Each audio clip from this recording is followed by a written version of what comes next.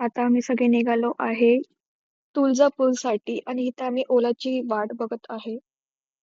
ह्यांचे हे सगळे नाटकं चालू होते. आम्ही ओलामध्ये बसलो होतो आणि तो ड्रायव्हर खूप डेंजर गाडी चालवत होते.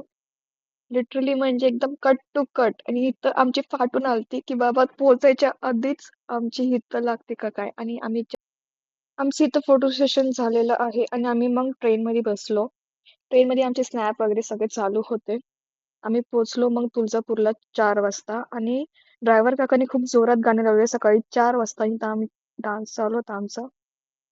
नंतर बघा ही किती किती गार झोपली म्हणजे काही भानच नाही. उठायलाच तयार नाही. इथं आमच्या दादाच्या अंगात आलं होतं. रिक्षा पकडून आम्ही रूमवर जाऊन मस्तपैकी आवरलं आणि आम्ही निघालो दर्शन.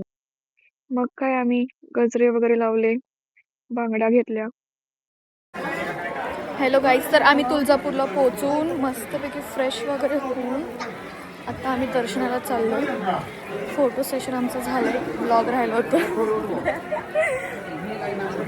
आता ब्लॉग स्टार्ट केलंय.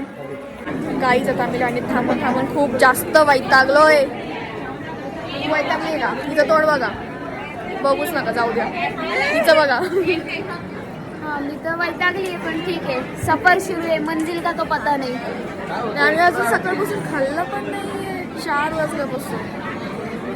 आणि आम्ही कुठेतरी चाललोय, ते सरप्राईज असेल. पण तिकडे गेल्यावर आम्ही ते व्हिडिओ शूट करून आम्ही टाकू.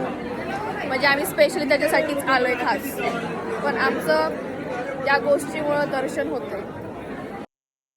हे आमचं असं वैतागलेलं तोंड बघून तुम्हाला कळलंच असेल की आम्ही किती वैतागलो होतो. लिटरली म्हणजे 2 तास जास्त झालं असेल आम्ही लाईनीत थांबू. पण काय दर्शन आम्हाला भेटेना आणि आम्हाला ज्या कार्यक्रमसाठी आम्ही आलो तिथे आम्हाला जायला खूप जास्त उशीर होत होता. मग त्या कार्यक्रमाला निघालो आम्ही दोघं कारण आम्हाला जास्त उशीर होत होता आणि तिथं माझा खूप मोठा रोल होता. सो मग मी आणि माझा भाऊ निघालो आणि ते दोघं दर्शन घेऊन मागणं येणार होते.